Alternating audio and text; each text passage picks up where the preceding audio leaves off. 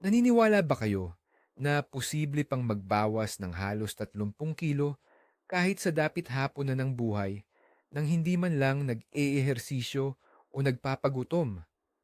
Mukha itong imposibleng pangarap o isang mabulaklak na patalastas. Pero paano kung sabihin ko sa inyo na ang sagot sa tanong na ito ay naisulat na mahigit 1,000 taon na ang nakalilipas? Ngayon, pag-uusapan natin ang kamanghamanghang kwento ng isang ginang na sa edad na 70 ay nagawang magbawas ng eksaktong 28 kilo.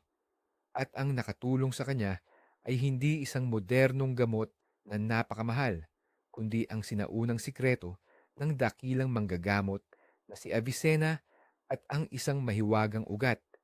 Sa videong ito, malalaman ninyo ang eksaktong reseta na magtutulak sa inyong katawan na tunawin ang mga taba na naipon sa loob ng maraming taon. Pangako, babaguhin ng impormasyong ito ang inyong pananaw tungkol sa edad at kalusugan.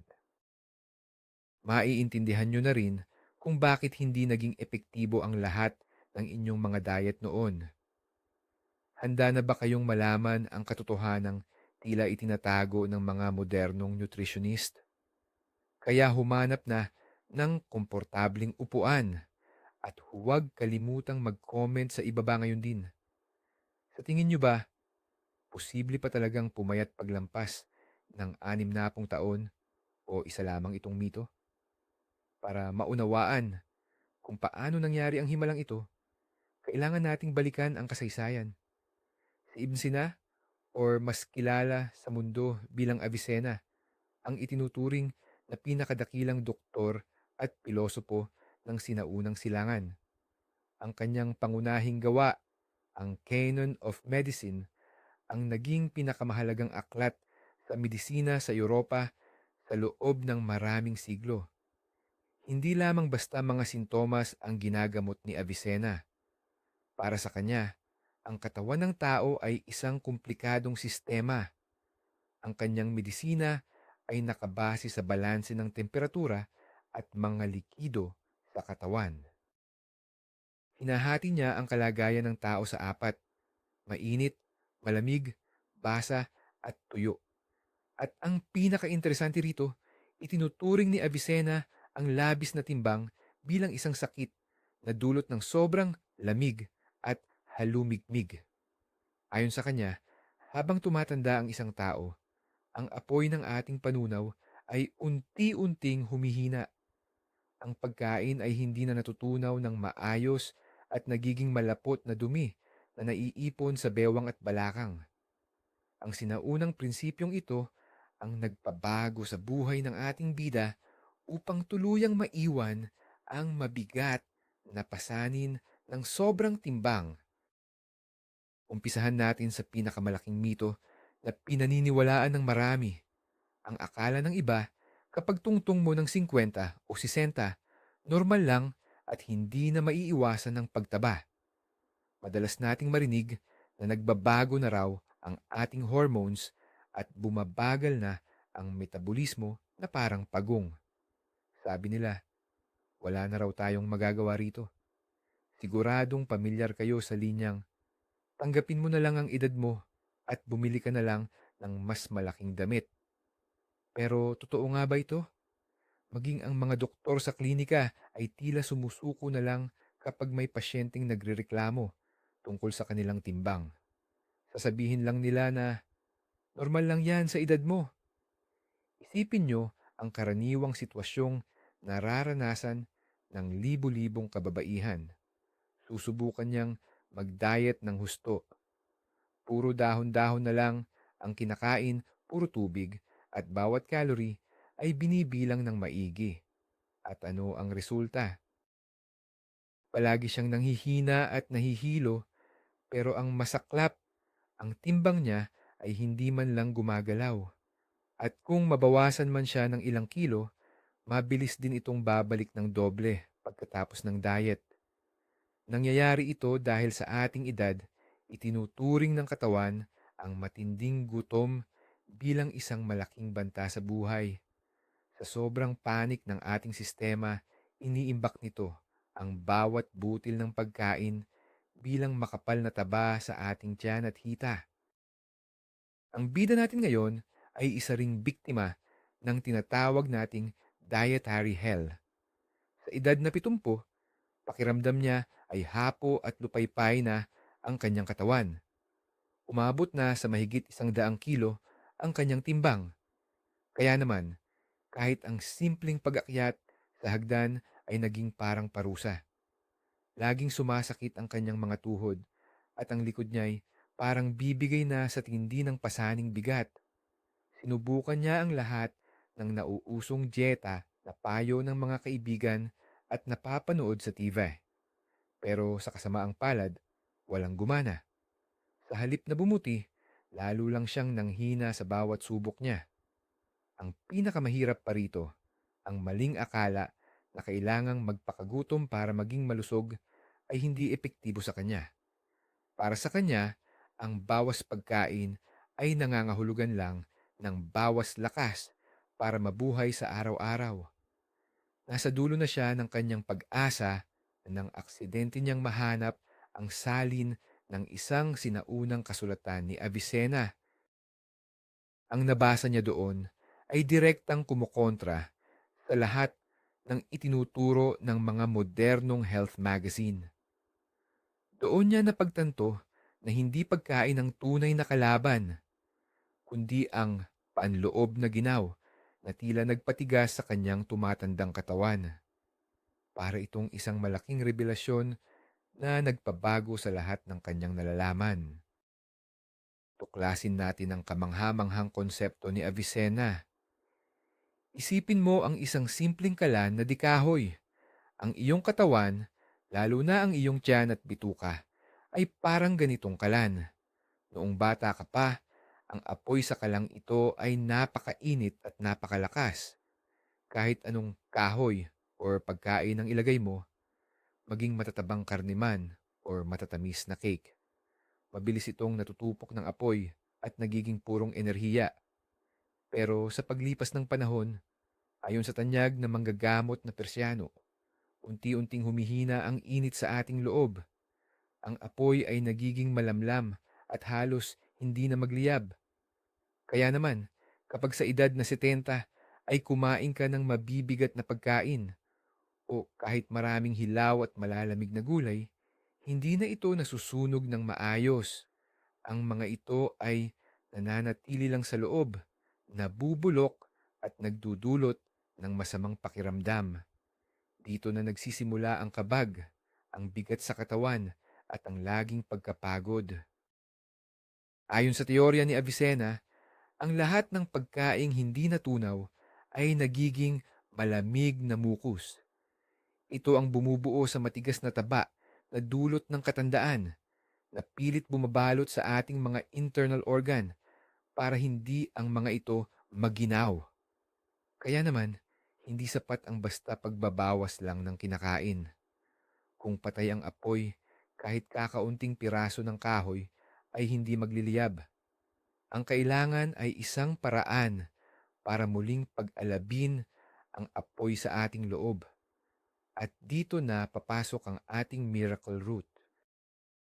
Ang paghahanap ng paraan para muling pasiglahin ang apoy sa loob ng katawan ay nagdala sa ating bida sa isang mahalagang tuklas. Sa mga turo ni Avicenna, hinati niya ang lahat ng pagkain sa dalawang uri, ang mga nagpapainit at mga nagpapalamig. Dito natin makikita ang isa sa pinakamalaking maling akala sa modernong panahon.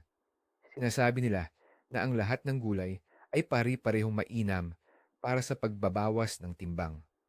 Ngunit ayon sa sinaunang medisina, ito ay isang malaking pagkakamali. Halimbawa, ang pipino o kamatis ay may likas na katangiang malamig. Kung ang isang nakatatanda na may mahina ng panunaw ay kakain ng isang malaking mangkok ng salad, lalo lang nitong palalalain ang lamig sa loob ng kanyang katawan. Titigil ang takbo ng kanyang sikmura at ang kanyang tiyan ay lolobo na parang tambol. Sa halip na pumayat, ang makukuha niya ay pamamanas at pagkaipon ng likido sa katawan. Kaya naman, mariing inirekomenda ni Avicenna para sa mga may edad na ang paggamit ng mga pampalasa at mga ugat na nagpapainit. Ngunit anong ugat nga ba ang dapat piliin? Napakarami nito sa ating kalikasan. Ang ginseng, halimbawa, ay nagpapainit din, pero para sa isang babaeng nasa edad 70, maaari itong maging masyadong matapang. Maaari itong maging sanhi ng biglaang pagtaas ng presyon o hindi pagkatulog. Ang kailangan ay isang ugat na kumikilos ng banayad pero may katiyakan. Isang ugat na hindi lang basta nanggigising sa sistema, kundi tumatagos ng malalim sa mga himaymay upang tunawin ang mga namuong taba at malamig na enerhiya mula sa loob. Handa na ba kayo? Drumroll please. Ang tinutukoy nating milagrong lunas ay walang iba kundi ang luya. Tama ang narinig nyo, yung luyang nakikita nyo lang sa palengke o supermarket. Pero wag nyo munang i-off ang video na to dahil akala nyo alam nyo na ang lahat. Ang sikreto ay hindi lang sa mismong luya, kundi sa kung paano ito itinurong gamitin ni Avicenna. Marami ang naniniwala sa maling akala na kapag naghiwa ka lang ng sariwang luya at inihalo sa tsaa, bigla na lang milagrong matutunaw ang iyong timbang. Kung ganon lang sana kadali yun, lahat na sana tayo ay may perpektong katawan. Natuklasan ng ating bida mula sa mga sinaunang kasulatan na ang sariwang luya ay epektibo lamang sa panlabas na aspeto. Mainam ito sa sipon at para pagpawisan. Pero para matunaw ang malalalim at makakapal na taba, lalo na yung mga tabang mahirap ng alisin dahil sa edad, kailangang ihanda ang luya sa tamang paraan. Ayon kay Avicenna, para malinis ang tinatawag na cold mucus sa katawan, kailangan ng tuyong init o dry heat. Kaya naman, pinatuyo at giniling na luya ang kanyang ginamit, hindi basta-basta, kundi hinalo sa isang espesyal at mabisang kombinasyon na naglabas ng kakaibang lakas sa kanyang katawan. At ang resulta, hindi ito nagtagal at agad na naramdaman. Paano nga ba kumikilos ang tuyong luya sa katawan ng ating mga nakatatanda? Isipin nyo ang isang sapa sa panahon ng tagsibol na nabalutan ng makapal na yelo noong taglamig. Dahil dito, halos hindi na makadaloy ang tubig sa ilalim. Ganyan din ang nangyayari sa lymphatic system ng tao habang tumatanda. Nagiging malapot at bumabagal ang daloy nito. Kaya naman naiipon ang mga toxins at taba sa ating katawan. Nang simula ng isang ginang ang pag-inom ng tsaa mula sa tuyong luya base sa lumang reseta ni Avicenna, tila nagsimulang matunaw ang mga nakabarang yelo. Ang luya kasi ay may natural na kakayahang paluwagin ang ating mga ugat. Pinabibilis nito ang sirkulasyon ng dugo at binibigyan ng init ang bawat himaymay ng ating katawan. Dahil dito, muling nagigising ang ating metabolismo. Nababatid ng ating organismo na muling nag-alab ang apoy sa loob. Kaya hindi na nito kailangang mag-imbak ng taba bilang pananggalang sa lamig. Dito na nagsisimulang maglabas ng enerhiya ang ating mga fat cells para magamit natin sa araw-araw. Ito ay isang natural na proseso na hindi nagbibigay ng stress sa ating nervous system. Hindi gaya ng mga chemical na pampapayat na nagpapakaba at nagpapabilis ng husto sa tibok ng puso. Ang tamang ugat ng luya ay parang banayad na sikat ng araw sa umaga. Dahan-dahang tinutunaw ang mga tumpok ng sobrang timbang sa paraang natural at ligtas. Hindi inaasahan ang naging resulta ng unang linggo ng eksperimento ng ating bida. Sinunod niya ng maigi ang bawat turo ng eksperto sa paggawa ng lunas na ito. Simple lang ang recipe, pero kailangan ng tamang sukat at tiyempo. Kumuha siya ng kalahating kutsarita ng dekalidad na ginger powder at hinaluan ito ng isang basong mainit na tubig. Pero tandaan, hindi ito dapat yung kumukulong-kulong. Sabi kasi sa sinaunang kaalaman, pinapatay ng sobrang init na tubig ang mismong sustansya o buhay ng halaman. Pagkatapos, binabad niya ito ng saktong 15 minuto habang nakatakip ng maigi. Pero may isang sikretong sangkap ang recipe na ito na hindi alam ng marami sa atin ngayon. Para hindi mahapdi sa sikmura at mas madaling maabsorb ng katawan, payo ng tanyag na manggagamot na si Avicenna na patakan ang inumin ng kaunting dekalidad na ghee o di kaya'y black cumin oil. Dito napapatunayang mali ang akala ng marami na dapat iwasan ang lahat ng uri ng taba kapag gustong pumayat. Sa katunayan, ang good fat sa inuming ito ang nagsisilbing tagahatid ng sustansya. Tinutulungan nito ang anghang ng luya na dahan-dahang pumasok sa ating bituka para gumana ng maayos ng walang anumang iritasyon. Bakit nga ba kailangan ng mantika? Ipaliwanag natin ito sa isang simpleng halimbawa. Isipin mong nalagyan ng malagkit na dagta ng puno ang iyong mga kamay. Kahit hugasan mo pa ito ng malamig o mainit na tubig, hindi ito matatanggal, lalo lang itong kakalat. Pero kung papatakan mo ang iyong kamay ng kahit kaunting mantika, mabilis na matutunaw ang dagta at madali mo na itong mababanlawan gamit ang sabon. Ganyan din ang nangyayari sa loob ng ating katawan. Ang mga lumang taba na nakaimbak sa atin ay parang matigas na dagta. Ang mga sustansya ng luya ay mas mabisang natutunaw at gumagana kapag may kasamang taba o oil. Sa paglalagay ng kahit isang patak lang ng mantika sa kanyang iniinom na luya, nakagawa ang ating bida ng isang mabisang pampatunaw para sa kanyang mga body fat. Bukod dito, pinoprotektahan din ng mantika ang sikmura mula sa sobrang asido. Iniinom niya ang golden drink na ito ng eksaktong 30 minuto bago mag-almusal at 30 minuto bago magtanghalian.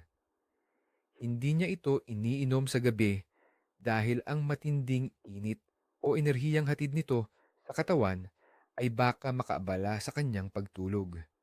At sa loob lang ng 7 araw, napansin na niya ang mga kamanghamanghang pagbabago sa kanyang katawan. Sa pagtatapos ng ikalawang linggo ng eksperimento, nagsimula na ang tinatawag ng mga doktor na paglabas ng sobrang tubig sa katawan. Ngunit hindi ito simpleng dehydration lang. Dahil sa hindi malusog na dieta at mahinang puso, maraming taon nang nag-iipon ng tubig ang kanyang mga tisyo. Pagdating ng gabi, sobrang namamanas ang kanyang mga paa, kaya hirap na siyang maghubad ng sapatos at ang kanyang mga singsing ay bumaon na rin sa mga daliri. Dito nakatulong ang tuyong luya bilang isang banayad pero mabisang natural na pampaihi. Pinagana nito ng husto ang kanyang mga bato para mailabas ang mga nakaimbak na dumi at likido sa katawan. Isipin nyo na parang naghuhubad kayo ng isang napakabigat at basang-basang Amerikana na matagal ninyong pasan-pasan. Ganito kasarap ang naramdamang gaan ng ating bida. Sa loob lang ng 2 linggo, halos 5 kilo ang nabawas sa kanya. Bagamat karamihan dito ay puro toxic water o nakalalasong tubig lang, kitang-kita ang pagliit ng sukat ng kanyang katawan. Mas gumaan din ang kanyang paghinga at nawala ang hingal na dati ay nararamdaman niya kahit sa patag na daan lang naglalakad. At ang pinakaimportante sa lahat, hindi siya nakaramdam ng anumang pagod. Sa halip, tila nagising ang isang masiglang enerhiya na matagal na niyang hindi naramdaman. Talagang nakakamangha ang naging pagbabago sa kanyang enerhiya. Sa edad na 70, bigla na lang niyang naramdaman na ayaw na niyang maghapon sa sofa habang nanonood ng TV. Gusto na niyang lumabas. Nagsimula ito sa simpleng paglalakad-lakad sa tapat ng bahay hanggang sa nakakarating na siya sa pinakamalapit na parke. Ang miracle root na ito ay hindi lang basta pampapayat o fat burner. Ayon sa mga turo ni Avicenna, ibinabalik nito ang tamang sirkulasyon ng sigla sa bawat bahagi ng katawan. Dito natin mabubuwag ang isang sikat na mito. Marami ang naniniwala na kailangan mong uminom ng maraming kape or energy drinks para magkaroon ng lakas. Pero ang caffeine ay nagbibigay lang ng panandaliang sigla, nasusundan naman ng matinding pagkapagod at panghihina ng sistema. Iba ang dala ng luya. Nagbibigay ito ng banayad na init at matatag na enerhiya sa buong maghapon. Para siyang nakakabit sa isang invisible na baterya. Nagsimula na rin siyang mag-ehersisyo tuwing umaga, isang bagay na hindi na niya nagawa sa loob ng 30 taon. Kusa nang naghahanap ng galaw ang kanyang katawan dahil ang apoy sa loob niya ay nag-uudyok sa kanya na maging aktibo. Nasa ikalawang buwan na siya ng kanyang bagong lifestyle at dito na nagsimula ang mas kapana-panabik na bahagi. Ang pagbaba ng kanyang timbang ay umabot na sa mga pinakamatitigas at luma ng taba sa katawan. Ang dati niyang mga damit ay nagsimula ng magsipaglaglagan sa sobrang luwag. Ang mga palda niya ay umiikot na sa kanyang baywang at ang mga blusa ay parang nakasabit na lang sa hanger. Ang mawalan ng 28 kilo ay isang malaking hamon para sa balat, lalo na kung ikaw ay nasa edad 70 na. Alam nating lahat na kapag mabilis ang pagbaba ng timbang sa mga nakatatanda, madalas ay lumalaylay ang balat at nagmumukhang tuyot ang mukha, kaya mas nagmumukhang matanda ang isang tao. Ngunit dito, muling napatunayan ang husay ng sikreto ni Avicenna. Ang luya ay siksik sa mga antioxidant at mga sangkap na natural na nagpapasigla sa produksyon ng collagen. Dahil pinapabuti nito ang daloy ng dugo hanggang sa kaliit-liitang ugat, naihahatid nito ang mga sustansya ng direkta sa mga selula ng balat. Napansin ng ating bida na naging masigla at namumula-mula ang kanyang kutis. Ang maliliit na wrinkles ay nabawasan at ang balat sa kanyang mga kamay at tiyan ay tila milagrong humigpit kasabay ng kanyang pagliit. Hindi siya nagmukhang hapo o nanghihina. Sa halip, mas naging presko at mas bata ang kanyang hitsura. Malaking bahagi sa pagbabagong ito ang nangyari sa kanyang panunaw. Ang chronic constipation or pabalik-balik na pagtitibi ay isang tahimik ngunit seryosong problema ng milyon-milyong nakatatanda.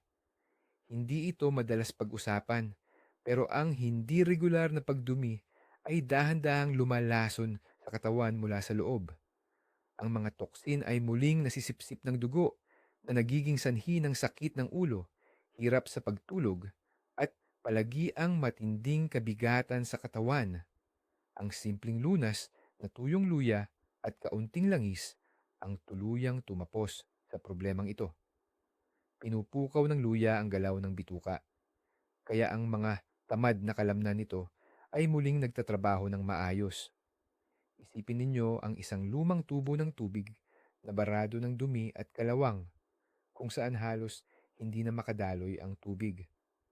Ang himalang ugat na ito ay parang isang mabisang panlinis na tinanggal ang lahat ng bara sa ligtas na paraan. Nang luminis ang mga tubo, ang buong bahay ay muling sumigla. Mabilis na ring natutunaw ang mga pagkain at mas epektibo na ang absorpsyon ng sustansya. Hindi na siya nakakaranas ng bloating o pagkapuno ng tiyan pagkatapos kumain.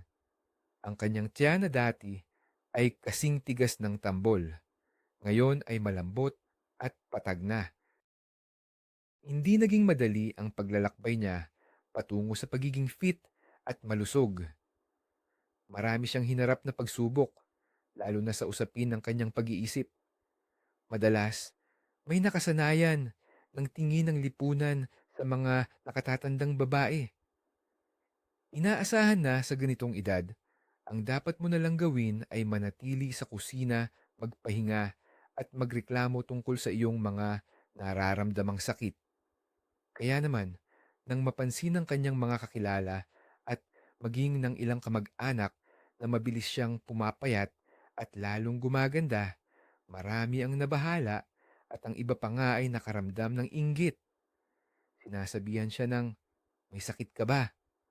Bakit kailangan mo pang magpapayat sa edad mong yan? Mapanganib yan sa puso.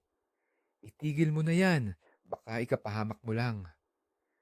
Masakit pakinggan ang mga salitang ito at nagdulot ito ng pag-aalinlangan sa kanya. Ngunit naalala niya ang karunungan ni Avicenna na ang tunay na kalusugan ay ang pagkakasundo ng katawan at ng diwa. Pinili niyang huwag pakinggan ang mga taong sila mismo ay nahihirapan sa kanilang timbang pero ayaw namang magbago. Sa halip, ang sarili niyang katawan ang kanyang pinakinggan. Isang katawang araw-araw na nagpapasalamat sa kanya sa pamamagitan ng gaan, ng pakiramdam at pagkawala ng mga kirot. Pinatunayan niya sa lahat na hinding-hindi pa huli ang lahat para baguhin ang buhay tungo sa mas mabuti. Sa puntong ito, mahalagang linawin ang maling akala na mapanganib ang luya. Siyempre, ang lahat ng bagay ay dapat nasa tamang sukat lang. Tinatakot siya noon ng mga kakilala niya na baka masira ang kanyang sikmura o biglang tumaas ang kanyang presyon dahil sa luya. At totoo naman, kung kakainin mo ang ugat nito ng kutsara-kutsara, maaari ka talagang mapahamak. Ngunit hindi nagkamali ang henyong doktor na si Avicenna. Itinuro niya na ang tanging pagkakaiba ng gamot sa lason ay ang dami o dosis nito. Ang kalahating kutsarita ng pinulbos na luya na maayos na inihanda at hinaluan ng kaunting langis ay hindi nagdulot ng anumang masamang epekto. Sa halip, dahil naging mas maganda ang daloy ng kanyang dugo at nabawasan ng sobrang tubig sa kanyang katawan, nagsimulang maging normal ang dati ay mataas niyang presyon. Napansin niya na bihira na niyang kailangang kunin ang kanyang mga gamot sa hypertension mula sa kanyang medicine cabinet. Maging ang kanyang doktor ay labis na nagulat sa sumunod niyang check-up. Matagal itong nakatingin sa resulta ng kanyang blood test na tila hindi makapaniwala sa nakikita. Ang level ng kanyang asukal sa dugo ay bumalik sa normal at ang kanyang bad cholesterol ay bumaba ng husto. Pag-usapan naman natin ang tungkol sa asukal at matatamis. Ang isa pang kamanghamanghang epekto nitong miracle root ay ang ganap na pagbabago sa panlasa at hilig sa pagkain ng babaeng ito. Dati, gaya ng marami sa atin, nakasanayan na niyang kumain ng mga matatamis na tinapay, candy, at biskwit para gumaan ang kanyang pakiramdam. Ang asukal kasi ay mabilis na paraan para makakuha ng panandaliang lakas at ginhawa. Pero ang totoo ay hindi ito mabuti sa katawan. Pero noong naging maayos at balanse na ang kanyang metabolismo dahil sa luya, hindi na naghanap ang kanyang katawan ng mga pagkaing may quick carbs. Napakahusay ng luya sa pagpapanatili ng tamang level ng asukal sa dugo. Pinipigilan nito ang biglaang pagtaas at pagbagsak ng glucose na siyang nagiging sanhi ng matinding pagkagutom. Napansin niya na kayanan niyang lampasan ang mga display ng cake sa mall nang hindi man lang natatakam. Nawala na lang bigla ang hilig niya sa matamis. Sa halip, mas ginusto na niyang kumain ng masustansyang ulam tulad ng inihaw na karne, isda o mainit na ginisang gulay. Kusa nang pinili ng kanyang katawan ang tamang pagkain dahil kaya na nitong makuha ang lahat ng sustansyang kailangan nito. Ito ang tinatawag na natural na self-regulation ng katawan, isang mahalagang prinsipyo na madalas ding talakayin ni Avicenna sa kanyang mga tanyag na akda tungkol sa kalusugan. 6 na buwan na ang nakalilipas mula noong unang beses siyang uminom ng tsaang luya. Dumating na ang araw ng huling pagtimbang, isang sandaling hinding-hindi niya malilimutan habang buhay. Paghapak niya sa timbangan, huminto ang guhit sa isang numerong huling beses lang niyang nakita. Mahigit 30 taon na ang nakararaan. 28 kilos ang nawala sa kanya. Pero hindi lang ito basta pagbaba ng timbang. Tila nawala rin ang mga tao ng pagkakasakit at mga insecurities na matagal niyang dinala. Isipin niyo na lang, para siyang may pasan-pasan na 2 malalaking balde ng tubig sa bawat galaw niya araw-araw. Ganoon kabigat ang kailangang tiisin ng kanyang mga tuhod at puso noon. Ngayon, malaya na siya sa bigat na iyon. Hindi na kumikirot or tumutunog ang kanyang mga tuhod tuwing gabi. Pinalitan na niya ang lahat ng kanyang mga damit at bumili ng mga magagandang gaon na dati ay pangarap lang niya. Pero ang pinakamahalagang pagbabago ay makikita sa kanyang mga mata. Nagbalik ang ningning, ang sigla ng buhay at ang tiwala sa sarili. Napagtanto niya na ang edad ay numero lamang at hindi ito katumbas ng pagiging sakitin o mataba. Siguro tinatanong nyo sa sarili nyo, paano ko ba sisimulan ang paraang ito ngayon? Napakasimple lang nito. Nag-iwan si Avicenna ng malinaw na gabay para sa atin. Ang sikreto ay dahan-dahan lang sa simula. Huwag agad uminom ng masyadong matapang na timpla. Bumili ng dekalidad na powdered ginger o giniling na luya na walang halong ibang sangkap. Sa unang araw, kumuha lang ng katiting na powder, kasing liit lang ng dulo ng kutsilyo. Ihalo ito sa maligamgam at masarap inuming tubig. Magdagdag din ng kakaunting flaxseed oil o kaya ay ghee. Inumin ito ng dahan-dahan 30 minuto bago mag-almusal. Pakiramdaman ang inyong katawan. Dapat ay makaramdam kayo ng banayad at nakaka-relax na init na kumakalat sa inyong sikmura. Kung maayos ang inyong pakiramdam, unti-unti itong dagdagan sa loob ng ilang linggo hanggang sa umabot na ang dami ng powder sa kalahating kutsarita. Gawin itong bahagi ng inyong routine tuwing umaga. Isipin nyo na sa bawat pag-inom, muli ninyong pinupukaw ang apoy ng buhay sa inyong katawan.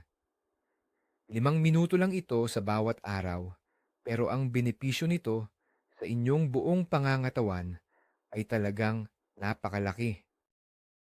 Ngunit para maging swak at siguradong epektibo ang paraan ni Avicenna, may isa pang maliit pero mahalagang pagbabagong ginawa ang bida sa ating kwento. Ito ay ang kaniyang ritual tuwing gabi. Tandaan nyo ba yung nabanggit nating cold mucus na siyang pinagmumulan ng taba? Ayon kay Avicenna, mas lalong naiipon ang lamig sa katawan tuwing gabi habang tayo ay tulog at hindi gumagalaw. Kaya naman, dapat ang hapunan ay mainit at dry. Iwasan ang mga malamig na salad galing sa ref o ang pag-inom ng malalamig na inumin bago matulog. Ang ating bida ay kumakain 3 oras bago ang kaniyang pahinga. Ang kaniyang hapunan ay binubuo ng mainit na protina at mga lutong gulay. Halimbawa, isang piraso ng baked chicken na may kasamang mainit na ginisang zucchini at carrots. At para mas lalong tumindi ang epekto, nagdaragdag din siya ng kaunting paminta or turmeric sa kaniyang pagkain. Sa paraang ito, hindi nabibigatan ang kaniyang tiyan habang pinapanatiling mainit ang kaniyang digestive system hanggang sa paggising. Ang proseso ng pagpapatunaw ng taba ay hindi humihinto kahit 1 minuto, kahit habang siya ay mahimbing na natutulog. At ang pinakakamangha-mangha sa lahat, hindi na kailanman bumalik ang mga kilong nawala sa kanya. Karaniwan na sa mga diet ngayon ang tinatawag na yo-yo effect. Mabilis kang papayat, pero mabilis din itong babalik at madalas ay mas bibigat ka pa kaysa dati. Nangyayari ito dahil nananatiling mabagal o sira ang iyong metabolism. Pero ang miracle root na ito ay ibang-iba. Hindi lang nito basta tinanggal ang excess water o sinunog ang taba. Parang nireset nito ang internal thermostat ng kanyang katawan. Isipin mo na lang ang isang smart home. Kapag tama ang pagkakaset ng temperature sensors, laging mananatiling komportable ang init sa loob ng bahay.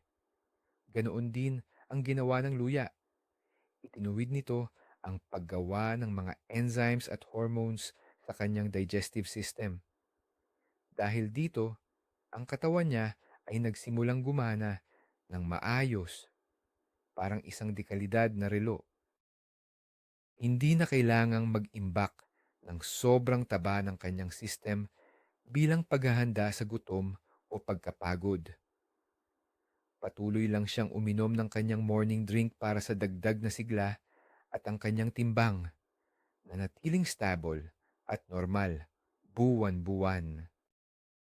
Isang malinaw na patunay ang kwentong ito na ang mga sinaunang kaalaman ay may taglay na pambihirang kapangyarihan.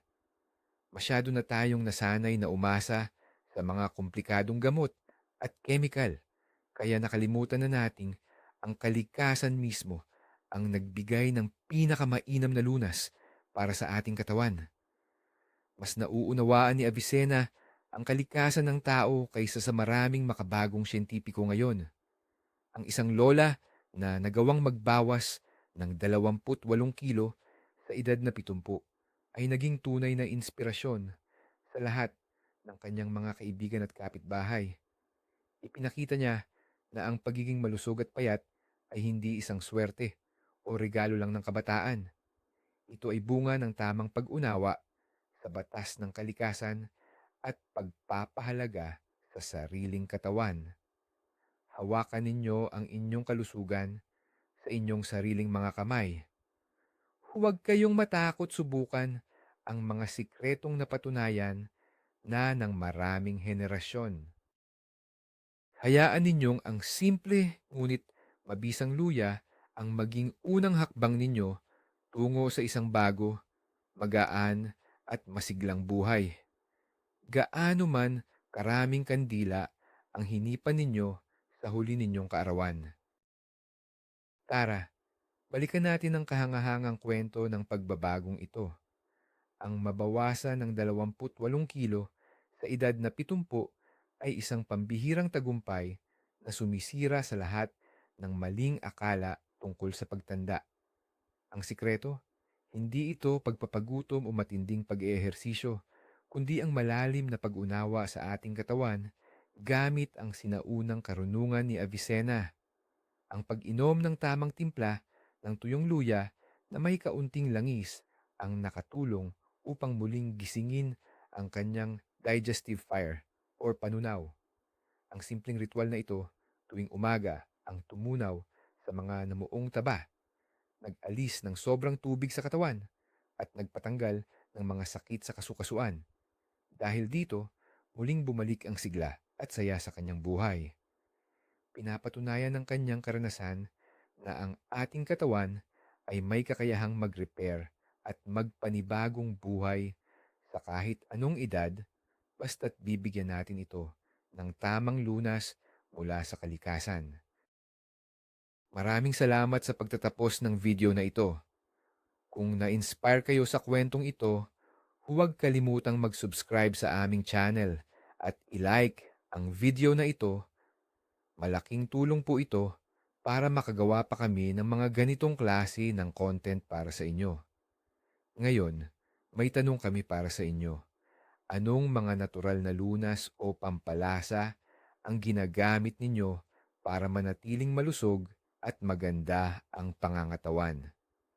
Ibahagi ang inyong karanasan sa comments at pag-usapan natin yan.